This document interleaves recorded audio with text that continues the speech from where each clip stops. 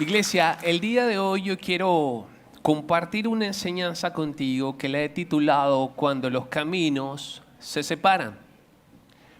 Dios está en medio del conflicto. Y yo hoy quiero aprovechar una cualidad que usted tiene. Porque todos nosotros tenemos la gran capacidad de siempre estarnos inventando películas en nuestra cabeza. Y yo quiero pedirle que el día de hoy usted pueda sacar lápiz y papel y pueda ayudarme a escribir un guión. Un guión de esos estilo Netflix o Amazon Prime y todas esas cosas, ¿ok? Porque a través de ese guión vamos a poder introducir el tema que quiero compartirles el día de hoy. Mire, yo quiero pedirle que usted se imagine esta película. Dios ha colocado en usted el deseo de hacer algo. Le ha dado una misión, le ha dado un fin.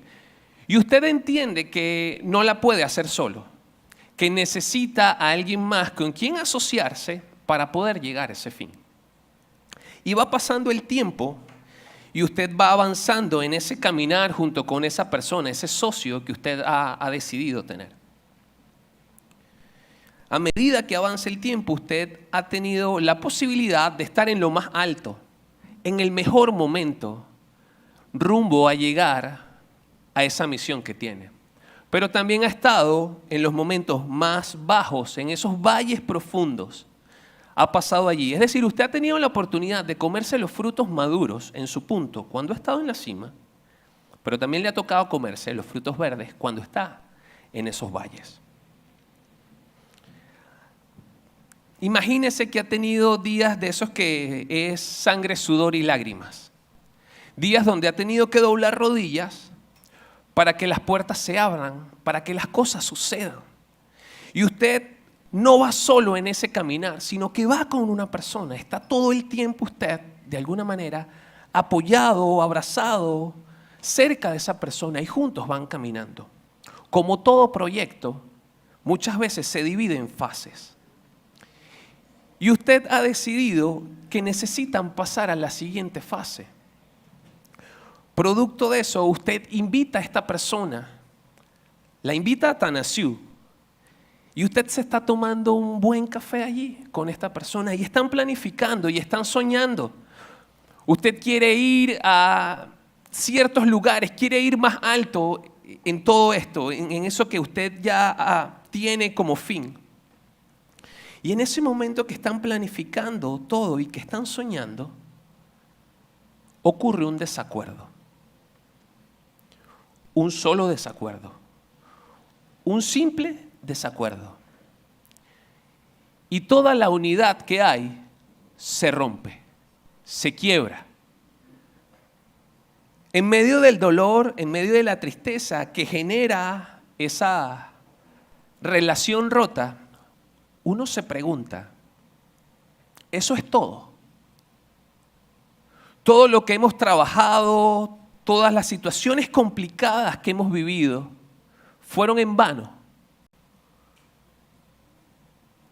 ¿Dónde quedó la unidad que teníamos? Esa es la pregunta que uno se hace. Tal vez uno puede estar pensando que, bueno, sí fallamos. Fallamos por ese desacuerdo, por ese simple desacuerdo que no fuimos capaces de compaginar, de llegar a la misma conclusión. Todo se ha roto. La relación se ha quebrado. La unidad que teníamos se ha roto. A veces nosotros pensamos que la unidad es pensar, es hacer, es decir y es actuar de la misma manera, exactamente iguales. Pero eso no es la unidad. ¿Qué tal si yo el día de hoy les planteo que esa manera de ver la unidad es muy pequeña, es muy chiquita? ¿Qué tal si el día de hoy yo les planteo y les digo que hay oportunidades en la vida que nuestro Señor permite que las relaciones se quiebren, no para sepultar lo que habíamos planeado iba a ser el objetivo de nosotros, el fin? Muchas veces cuando Dios permite que se quiebren las relaciones, lo que está tratando de hacer es que ese propósito, que ese fin, se pueda expandir, pueda crecer, pueda ir más allá. Mire, el día de hoy yo quiero que usted se prepare, porque de pronto ese pensamiento que tenemos acerca de la unidad o esa forma en que nosotros vemos la unidad va a cambiar. Vamos a ver hoy en Hechos 15, versos del 36 al 41, una historia que cuando uno empieza a leerla, uno dice, esto es un fracaso rotundo. Esta relación que se está rompiendo acá es un fracaso rotundo. Aquí no hay salvación. Pero vamos a ver cómo Dios entra en escena y Dios cambia todo esto. Hoy usted y yo vamos a ver cómo Dios escribe líneas rectas en renglones torcidos. Hoy vamos a ver cómo Dios de una forma magistral entra en escena y transforma todo lo que parecía iba a ser un desastre. Antes de poder leer la palabra, necesitamos ir un poquitito atrás en todo esto que hemos estado viendo acerca de Hechos. La semana pasada nos quedamos en el concilio de Jerusalén, ¿recuerda? El pastor Daniel hablaba acerca de ¿qué? ¿Alguien lo recordará? No, lo digo yo mejor, para evitar sentirse mal uno, ¿no? El pastor Daniel hablaba acerca del legalismo. Pablo y Bernabé vienen de dar un viaje hermoso, el primer viaje misionero, por muchas ciudades y llegan a Antioquía. ¿Llegan a Antioquía para qué? Para rendir cuentas de lo que han vivido. Estos muchachos han vivido una historia asombrosa. Han visto cómo Dios ha abierto puertas de manera increíble. Han visto cómo la conversión de un procónsul en Chipre. Este hombre aceptó al Señor. Han visto cómo muchas personas en Iconio han podido aceptar al Señor. Hay alguien que en Listra estaba cojo y ellos, por el poder del Espíritu Santo, lo sanaron. La gente está empezando a ver que estos hombres parecen ser dioses. Es decir, en ese momento que los muchachos están avanzando en la obra del Señor, están en la cima, están en lo más alto. Ahora bien, uno ve la historia y también se encuentra que ellos han estado en valles profundos. ¿Por qué? Porque los han perseguido. Han sufrido persecución, han sufrido rechazo, han sufrido hasta el punto que muchos de los que los acompañan en esta misión los han abandonado. Han visto que el trabajo es complicado y esta gente se ha regresado a sus casas y ellos se han quedado solos. Mire, han estado tan profundos en el valle que hasta el mismo Pablo lo apedrearon. Con todas estas historias, estos muchachos llegan a Antioquía a rendir cuentas. ¿Antioquía qué ha hecho? Los ha soportado en el sentido de que les ha dado el soporte económico, han estado orando por ellos y ellos vienen a rendir cuentas. Y cuando ellos le echan todas estas historias y todos estos cuentos, la iglesia estalla en emoción, se alegra, se contenta porque lo que Dios está haciendo es una bendición. Ahora, esa alegría de repente baja. ¿Por qué?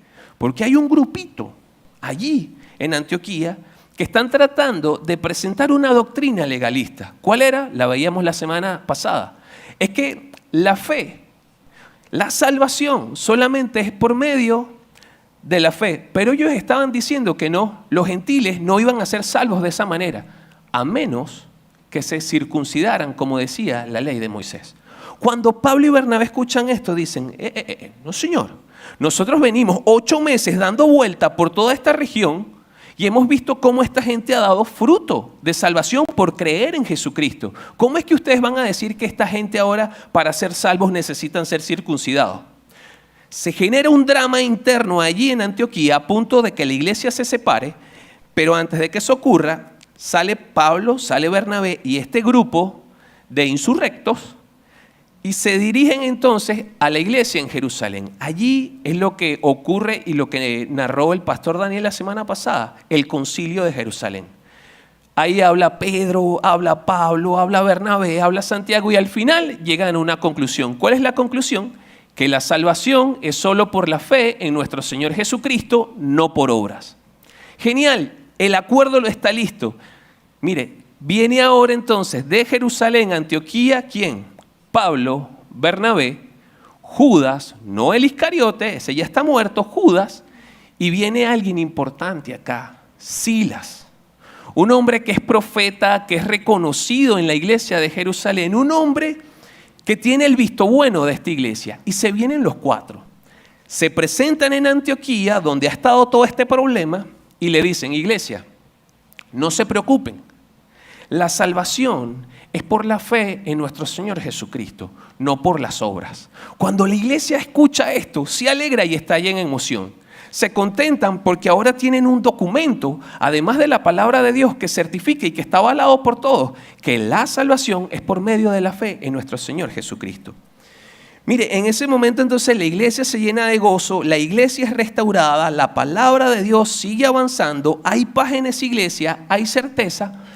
Parece que ahora la iglesia va a avanzar con tranquilidad y hay una calma, hay un éxito ministerial, hay una unidad restaurada. Y en este instante, en este preciso instante, ocurre lo inesperado.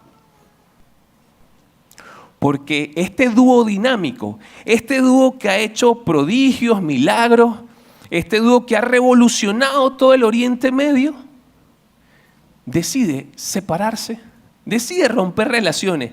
Y uno cuando ve el texto dice, ya va, espérate. Estos hombres vienen de Israel justamente porque están tratando de mantener la unidad en la iglesia. ¿Cómo es posible que ahora a ellos se les ocurra, por un desacuerdo, romper relaciones? Esto no tiene sentido. Mire, es justamente aquí, en este instante, donde empieza la historia de hoy y donde empieza la enseñanza que el Señor me permite darles. Antes de ir a Hechos, yo necesito establecer un concepto. Necesito dejar algo claro. Yo necesito que hoy entendamos qué es la soberanía de Dios. ¿Por qué? Porque yo voy a estar mencionando constantemente la soberanía de Dios. Y yo necesito que usted, cada vez que yo lo diga, usted se ancle a ese concepto. No otro concepto, sino que usted se ancle a ese concepto y lo entienda. Si yo digo soberanía, usted va y se ancla a ese concepto. Mire, según el escritor Pink, en su libro Los atributos de Dios, él define la soberanía como lo siguiente. La soberanía de Dios puede definirse como el ejercicio de su supremacía. Dios, siendo infinitamente elevado por encima de la criatura más elevada. Él es el Altísimo, el Señor del cielo y de la tierra. No está sujeto a nadie, ni influenciado por nadie. Es absolutamente independiente. Escuche esto bien, por favor, iglesia. Dios hace como le place, solo como le place y siempre como le place. Nadie puede frustrarlo, nadie puede obstaculizarlo. De modo que su propia palabra declara expresamente: mi consejo permanecerá y haré todo lo que quiero. Eso está en Isaías 46:10. Él hace según su voluntad en el ejército del cielo y en los habitantes de la tierra. Y no hay quien detenga su mano. Es decir, la soberanía divina significa que Dios es Dios, tanto de hecho como de nombre. Él está en el trono del universo, dirigiendo todas las cosas y haciendo todas las cosas según el designio de su voluntad. Sé que el texto está largo, pero usted quédese con algo el día de hoy. Dios hace como a Él le place. Dios no está sujeto a si a usted le gusta o no le gusta. Dios no está sujeto a que si a mí me conviene o no me conviene. Dios simplemente va a cumplir su palabra, va a cumplir sus decretos, porque Él hace como le place. Cierro acá este punto, pero necesito que lo mantenga fresco. Avanzamos entonces con la enseñanza del día de hoy. Mire, quiero invitarle que vaya a Hechos 15, vamos a estar viendo del 36 al 41. Nos quedamos en el momento donde ellos están en plena tensión. Y acá se presenta esta escena. Pablo le dice a Bernabé, volvamos a visitar a los hermanos en todas las ciudades en que hemos anunciado la palabra del Señor para ver cómo están. Hemos visto que estos hombres se la llevan súper bien, que están como pez en el agua. Y necesitamos entender el espíritu de lo que ocurre acá, porque Pablo está movido por el llamamiento que Dios le ha hecho. Dios le ha dicho a él, hey, tienes que predicarle a los gentiles. Y Pablo está persuadido, sabe que el poder del evangelio tiene la capacidad de transformar a la gente. Y eso lo está moviendo. Y él decide, hey Bernabé, ¿qué tal si nosotros vamos y visitamos a esta gente que tenemos rato que no la vemos? El viaje misionero dura 8 meses, pero desde que ellos llegan a Antioquía hasta este momento han pasado alrededor de 2-3 años. Pablo está movido porque extraña a esa gente, quiere saber cómo está esa gente. Ahora bien, cuando uno observa ese volvamos, ¿a qué le suena ese volvamos? Suena a una orden, suena a que está en modo imperativo, suena a que Pablo le está diciendo a Bernabé, hey Bernabé, tenemos que ir a estas ciudades, a esta gente que hemos dejado. Pero cuando uno revisa el texto original, uno observa que esa palabra, volvamos, no está en modo imperativo, sino que está en modo de un presente subjuntivo. No pretendo dar clases de español, así que se lo voy a poner un poquito más sencillo. Esa palabra volvamos allí, lo que está tratando de hacernos entender es una especie de deseo, de necesidad, de anhelo, de ganas de ir a ver a esa gente. Es decir, Pablo no está viniendo a imponerle una idea a Bernabé, su compañero de misiones, sino más bien lo que viene es a proponerle una idea de que ellos puedan viajar y puedan entonces hacer ese recorrido. Esa palabra volvamos no parte de que un día se levantó con la buena idea, Pablo, vamos, y va y de una vez se lo dice a Bernabé. Esa palabra tiene también el significado de que ha pasado por un proceso de meditación, de planeación. Pablo ha estado orando, tratando de ver cómo hace esto. Esta proposición de volvamos parte de una reflexión pastoral que nace justamente de su tiempo con Dios, de orar. Y recordemos algo, porque lo hemos visto en otras enseñanzas.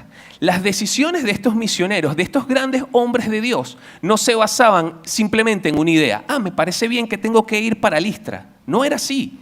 Es que de pronto tenían ellos la idea, pero la sometían al Señor. Hasta que el Espíritu Santo no hablara, hasta que el Señor no les diera la dirección, esta gente no se movía. Y es en ese espíritu que se está presentando esta conversación. Ahora imagínenselos a ellos dos. Están sentados en Atanasiu, Pablo y Bernabé.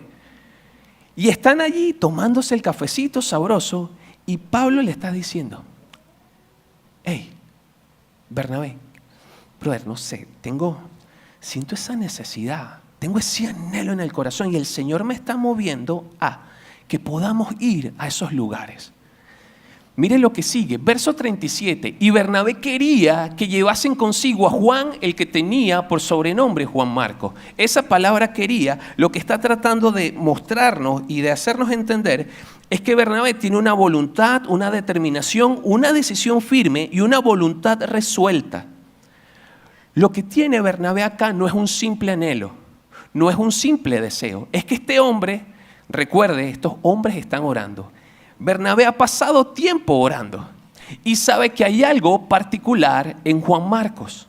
Así que lo que está tratando de proponerle a Pablo es, mira, estoy convencido. No es un deseo, ojo, es que ya lo ha resuelto él. Juan Marcos tiene que ir con nosotros. Este muchacho tiene un potencial y tiene una capacidad y va a hacer cosas grandes. Cuando Pablo escucha eso, mientras se tomaba la taza de café, pasa el verso 38. El verso 38 dice, pero Pablo no le parecía bien llevar consigo al que se había apartado de ellos desde Panfilia y no había ido con ellos a la obra.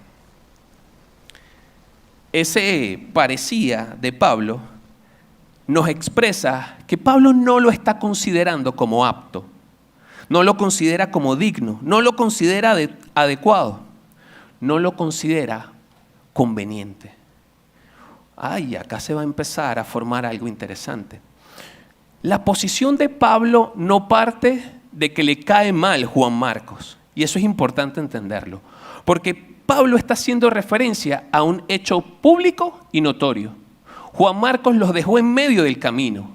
No es subjetivo lo que está diciendo Pablo. Pablo lo está hablando de una verdad, algo que ocurrió. Entonces, en medio del café, que uno dice, tenemos que llevar a Juan Marcos, porque este muchacho tiene las capacidades, es un hombre que va a hacer grandes cosas, Pablo le está diciendo, Señor, este muchacho nos dejó. Nosotros necesitamos gente fiel en el ministerio para poder llevarlos al siguiente nivel. Comienza el dime, ¿qué te diré? Comienza el intercambio de opiniones. Y así llegamos al verso 39. ¿Y qué dice el verso 39? Y hubo tal desacuerdo. Ese tal desacuerdo nos muestra que hubo una irritación intensa, que hubo un altercado fuerte, que hubo un conflicto intenso y hubo un enojo real. Es decir, que acá la temperatura en la conversación, que empezó de manera tranquila, relajada, como un anhelo, un deseo, acá se ha convertido en una pelea. Uno se pregunta, ¿cómo estos amigos, cómo estos socios del ministerio del Señor llegan a este punto? Porque vienen justamente de resolver un tema en Jerusalén y ahora están en este punto. Uno ve esto y la pregunta que debe hacerse es esta. Y a esa pregunta nosotros hoy necesitamos darle respuesta. ¿Cómo Dios muestra su soberanía? Dios hace lo que le place en medio de los conflictos de la iglesia. Mire, lo primero que muestra el pasaje es que Dios muestra su soberanía a través de segundas oportunidades. El texto dice, y hubo tal desacuerdo entre ellos que se separaron el uno del otro. Bernabé, tomando a Marcos, navegó a Chipre. En Hechos 13:3 nos narra lo que pasó con Juan Marcos. Dice así, Pablo y sus compañeros arribaron a Pergue de Panfilia, pero Juan, apartándose de ellos, volvió a Jerusalén. El texto no detalla cuál fue el motivo. El texto no dice qué fue lo que pasó entre ellos. No dice nada. Simplemente dice que Juan se fue. Pero lo que sí revela el texto es que a Pablo esto le pareció o lo consideró que era una deserción que era crucial para la obra misionera. Para una obra tan exigente y tan peligrosa, este abandono era un grave error. Ahora bien, esto pudo haber ocurrido por algo, y es por la inmadurez de Juan Marcos. Juan Marcos, a ver lo que estaban pasando y tanta necesidad y tanto problema, en medio de su inmadurez dijo, no señor, esto no es para mí, yo me regreso y me voy a Jerusalén. Esta postura de Pablo es totalmente comprensible. ¿Por qué? Porque Pablo necesita gente que esté preparada. No necesita gente que lo deje a medio camino, porque si esto ocurre, la obra del Señor no va a poder avanzar. Es decir, la postura de Pablo lo que está buscando es cuidar el evangelio. Y eso está bien. Uno lee el texto, toda la escena anterior, y parece que el culpable acá es Pablo. Y claro, uno ya también viene prejuiciado de cómo es Pablo, que era un hombre frontal, va de frente y me llevo a todo el mundo por el medio. Pero ojo, porque la postura de Pablo acá lo que está buscando es preservar el evangelio. Es buscar que el evangelio sea predicado de manera correcta, con siervos correctos, siervos maduros que puedan de alguna manera enfrentar cualquier circunstancia que estén pasando. Ahora, fíjese la posición de Bernabé, porque Bernabé también está cuidando la obra de Dios. Solamente que Pablo la está haciendo de una manera general y Bernabé lo está haciendo de una manera específica. Bernabé está cuidando la obra del Señor, es directamente con la persona, no con la obra. Sí me está entendiendo, ¿no? Si no, levanta la mano. Lo interesante acá es que Bernabé toma a Marcos y lo toma no porque tenía un favoritismo especial, no porque le provocó, no porque fuese su sobrino, porque además eran familiares. Él lo toma básicamente porque es un acto de gracia, de discipulado. Es algo que está dentro del mismo Bernabé. Bernabé, ¿sabe qué? Cree en las segundas oportunidades. ¿Sabe cómo lo sabemos? No solamente por Juan Marcos. ¿Usted recuerda aquel evento cuando Pablo quería conocer a los apóstoles? ¿Usted recuerda quién lo presentó, no? Bernabé.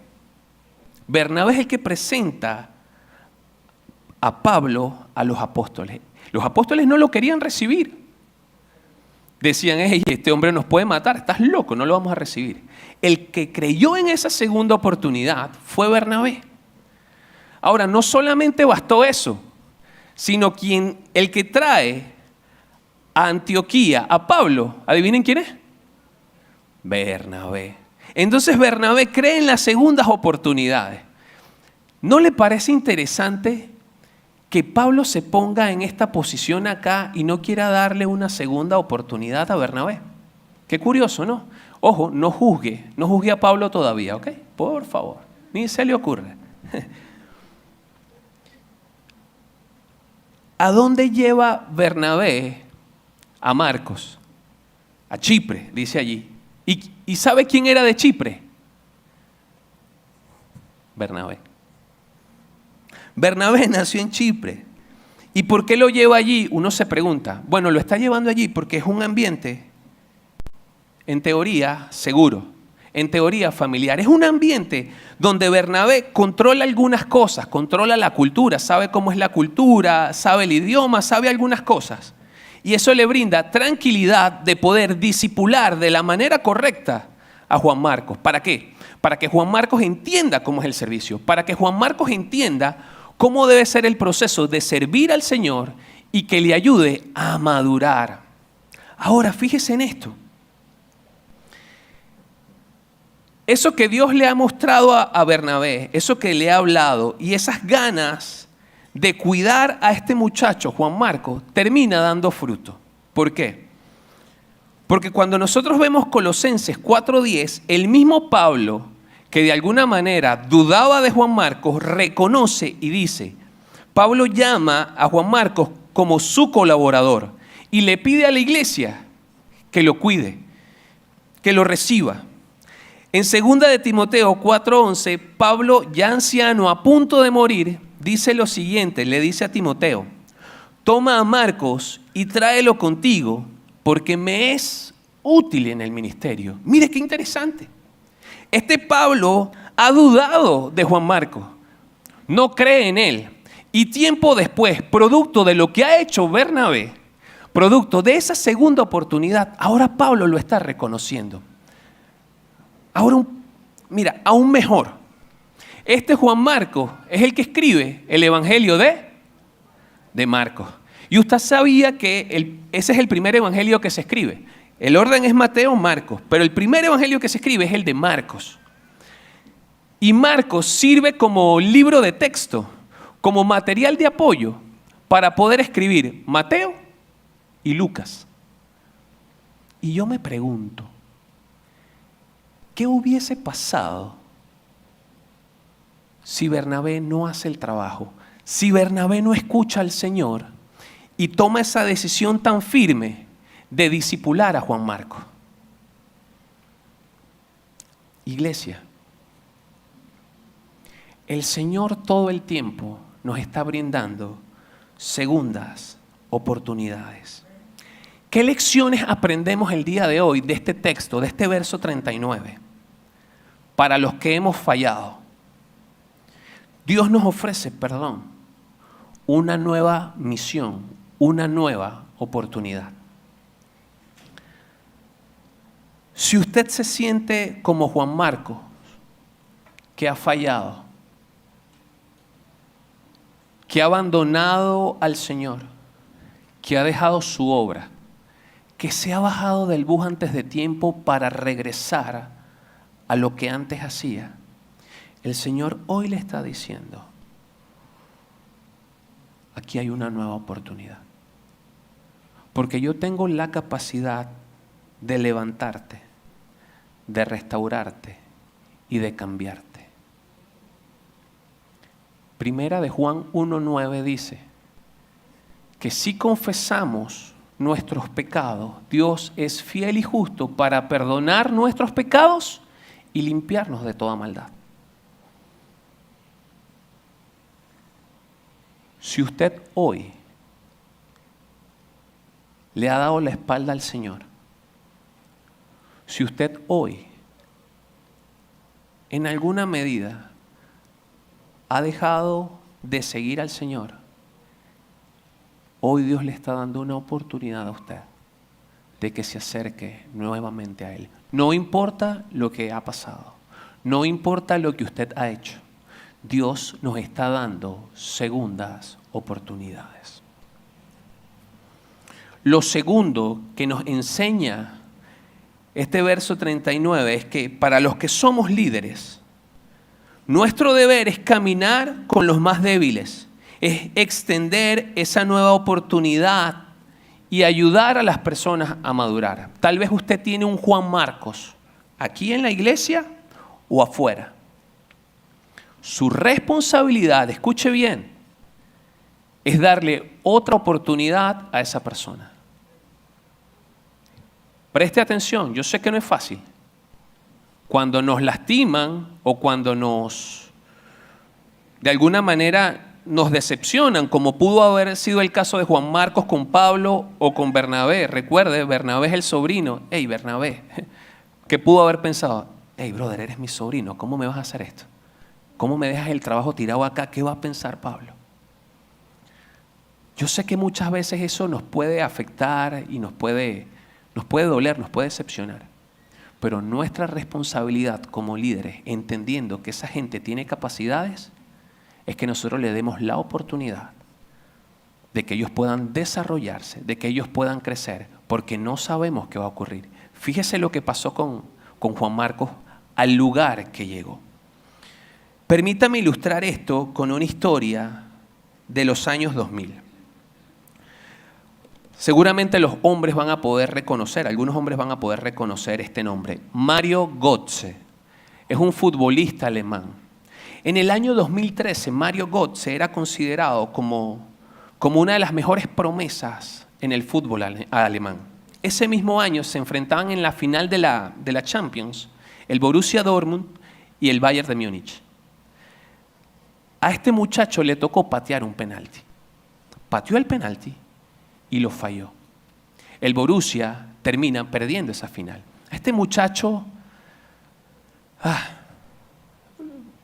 la prensa, todo el mundo le cayó encima, lo criticaban por ese fallo en ese penalti, empezó a tener temas de lesiones, su rendimiento empezó a caer. Nadie creía en él.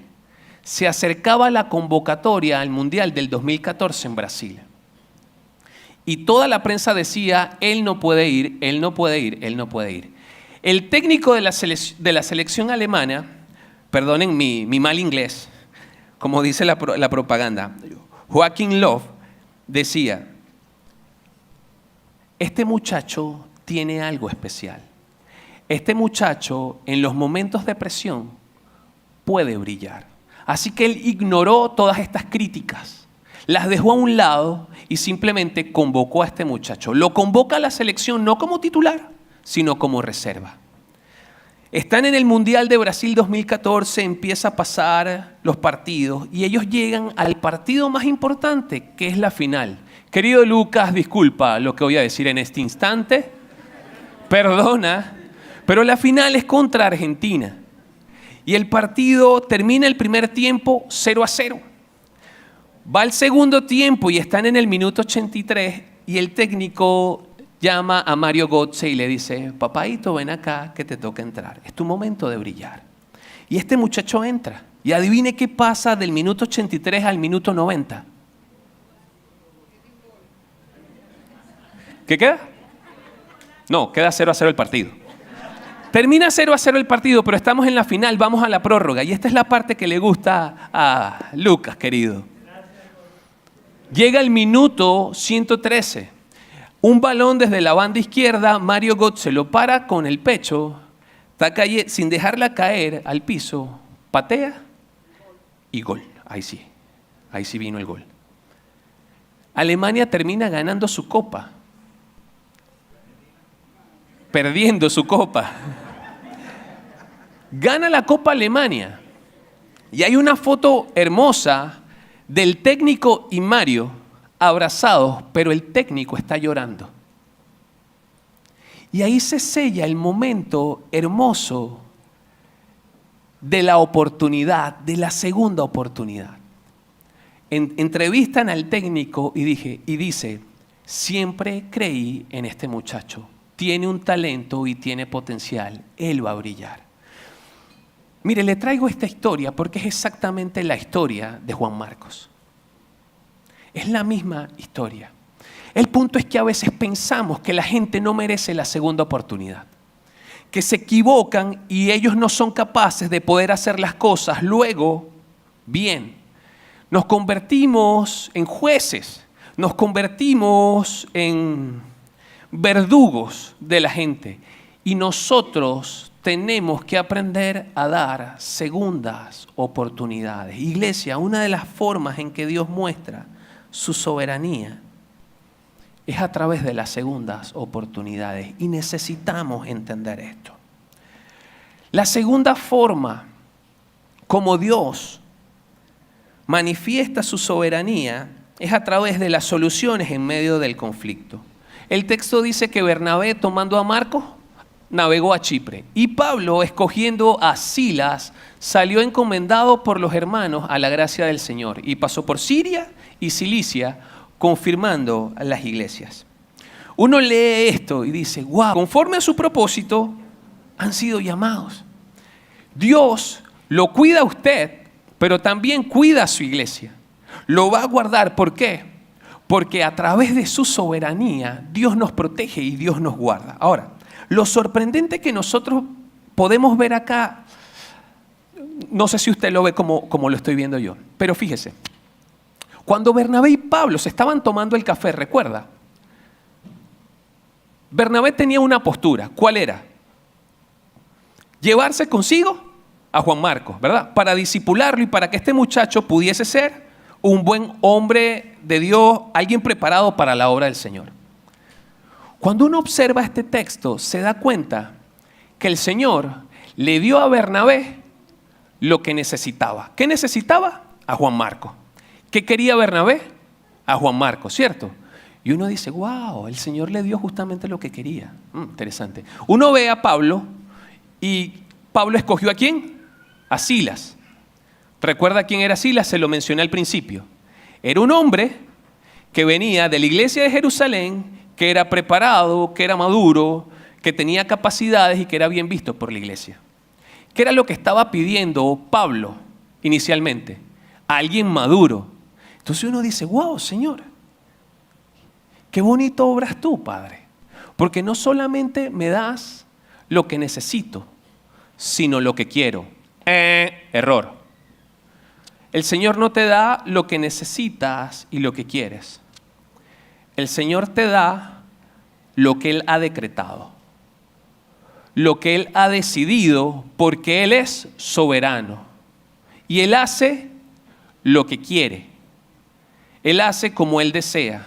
Él no hace como tú y como yo deseamos, porque no hay forma de que tú y yo podamos doblarle el brazo. Entonces tú te preguntas, bueno, José, pero y entonces esto que me acabas de decir, ¿cómo tiene sentido? Tiene sentido porque Pablo y Bernabé no piden lo que quieren, piden lo que Dios le ha mostrado. Regreso nuevamente a lo que le decía. Recuerde, estos hombres de Dios no tomaban decisiones, no ejecutaban cosas, a menos que el Espíritu Santo lo mostrara. Acá entonces usted entiende, wow, con razón el Señor le dio a ellos lo que querían y lo que necesitaban. ¿Por qué? Porque estos muchachos estaban alineados a la voluntad de Dios. Y eso nos enseña a nosotros que tenemos que aprender a alinearnos a la voluntad de Dios. Porque cuando nosotros hacemos lo que queremos, vienen los desastres. Cuando nosotros tenemos la madurez, tenemos la gracia,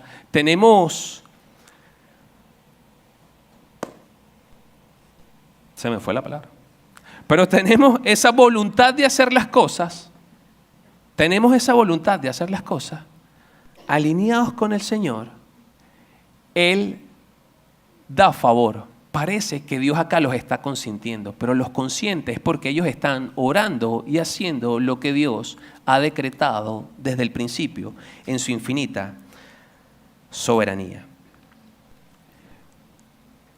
Mire, la iglesia muchas veces pasa por conflictos y Dios no los quita, no los elimina.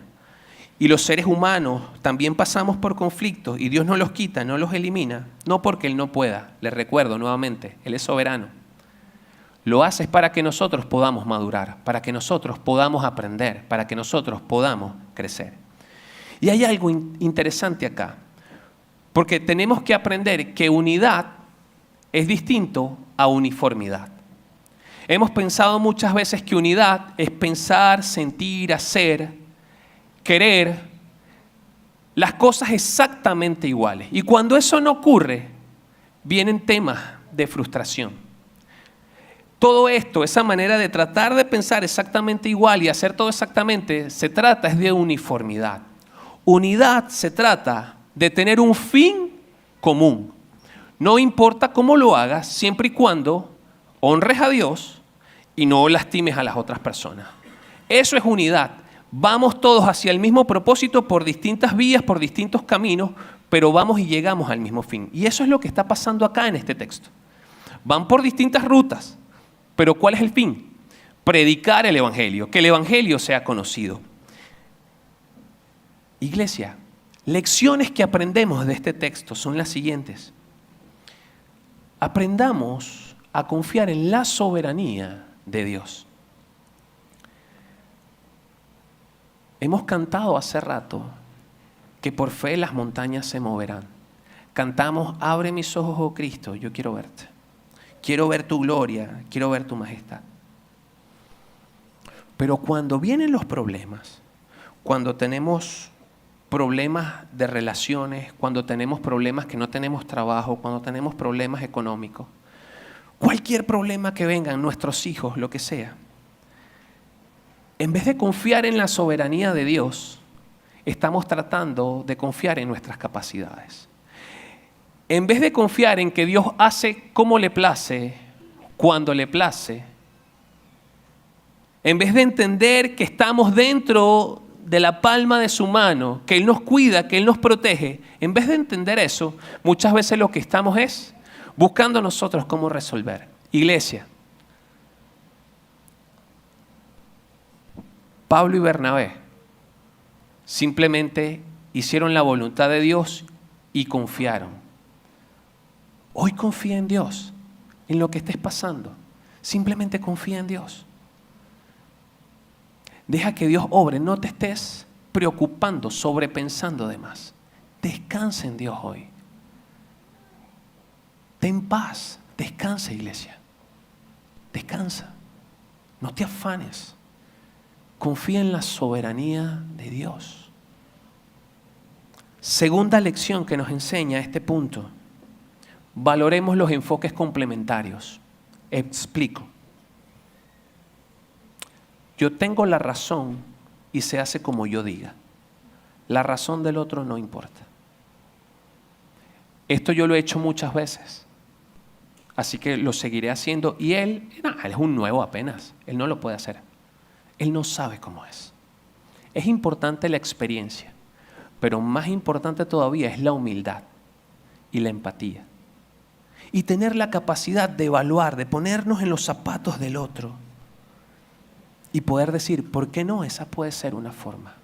Iglesia, valoremos la manera de pensar distinta, la manera de pensar diferente.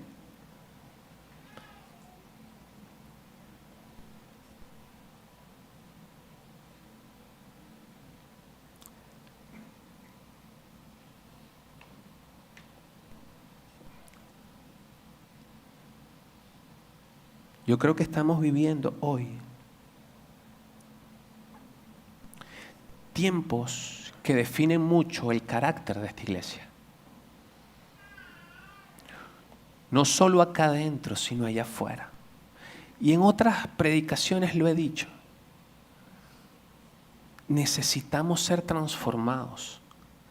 Necesitamos dejar que Dios cambie el corazón, dejar a un lado el orgullo, el egoísmo y dejar que el Señor entre acá y cambie y nos transforme a lo que Él quiere hacer.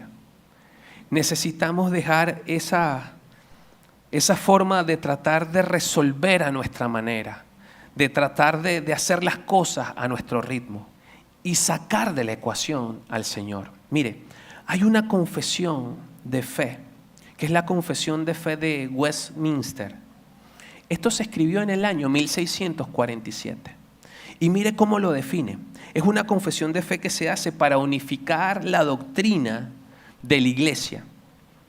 Y dice de la siguiente manera: así como la providencia de Dios alcanza en general a todas las criaturas, es decir, a usted y a mí, así también de un modo especial Dios cuida a su iglesia y dispone todas las cosas para el bien de ella.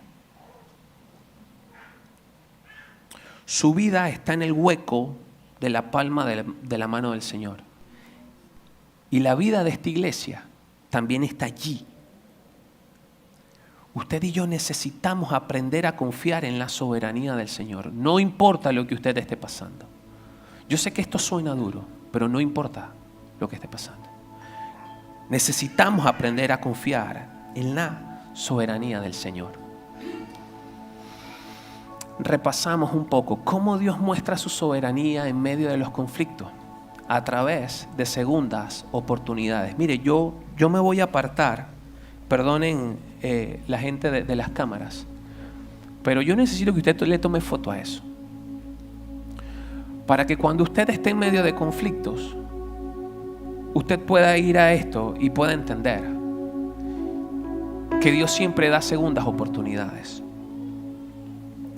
Los problemas no son para siempre. Dios abre puertas y Dios da oportunidades. Si fallamos, Dios nos da nuevas oportunidades. Si somos líderes, recordemos que necesitamos atender y cuidar a los más débiles. Recordemos también que Dios siempre presenta soluciones en medio del conflicto. Aprendamos a confiar en la soberanía de Dios. Esto es clave, iglesia. Necesitamos confiar en el Señor y necesitamos valorar enfoques complementarios. Cierro con esta última frase. Dios escribe recto en renglones torcidos. Permítame leerle un texto que escribió John Gill en su comentario sobre el libro de los Hechos de los Apóstoles. Dice de la siguiente manera: y se despidieron el uno del otro. Sin embargo, no hay duda que se reconciliaron después, ya que Bernabé es mencionado con honor por Pablo en sus epístolas, y Juan Marcos fue recuperado por Pablo y se convirtió en un hombre útil para él y lo recomienda a los colosenses. Esto muestra que los malentendidos y las contenciones entre los mejores hombres son sanadas.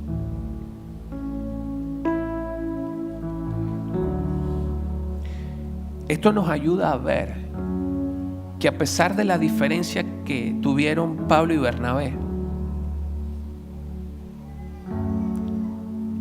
entendían que había un propósito.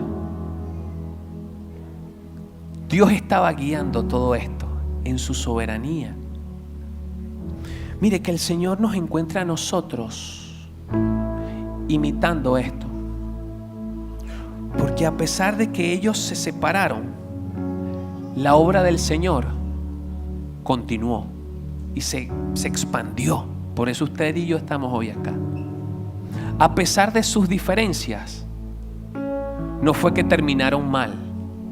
Fíjese cómo Pablo, de hecho lo vemos más adelante, cómo reconoce a Marcos y cómo reconoce a Bernabé. Tal vez en el altercado se molestaron, se pelearon, pero el final, ¿cuál es? El final es que estaban apuntando a la misma misión, al mismo trabajo. Que el Señor nos encuentre de esa forma, trabajando de la manera correcta. Quiero invitarle hoy que usted pueda cerrar los ojos.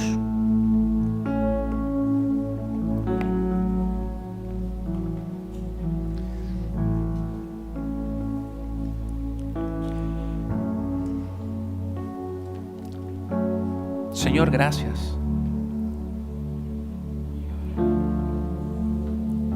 Gracias por lo que hoy nos has hablado.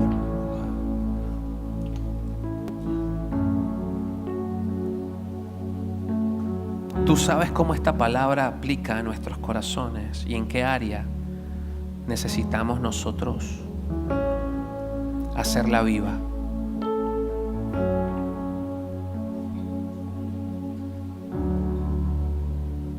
Trabaja en nosotros, Señor. Trabaja en nosotros. Sé que es una palabra complicada, es una palabra difícil. Porque siempre que hablamos de conflictos, de problemas, no es sencillo, no es cómodo. Pero yo te pido, Señor, que esta palabra caiga hoy en una tierra abonada, en una tierra fértil, y que podamos aplicarla de una manera u otra, Señor. Si estamos lejos, que podamos acercarnos, Señor, hoy. Si alguien nos ha fallado y nos ha ofendido, de alguna manera que podamos acercarnos a ella e invertirnos en la medida de las posibilidades, porque no sabemos si va a ser un Mario Götze ganándole a Argentina o un Juan Marcos escribiendo un evangelio y marcando a mucha gente. Ayúdanos a ver que en medio del problema tú presentas soluciones. Que podamos entender y ver los enfoques complementarios, que podamos tener la suficiente capacidad y madurez para no creer que somos los amos de la verdad. Que podamos tener la sensibilidad, la empatía de valorar la opinión de otros y de hacerlos parte. Señor, ayúdanos a entender tu total soberanía y que nosotros podamos depender de ti totalmente en ese sentido, Señor. Ayúdanos, Padre, por favor. Ayúdanos. Ayúdanos. Trabaja en nosotros, Señor.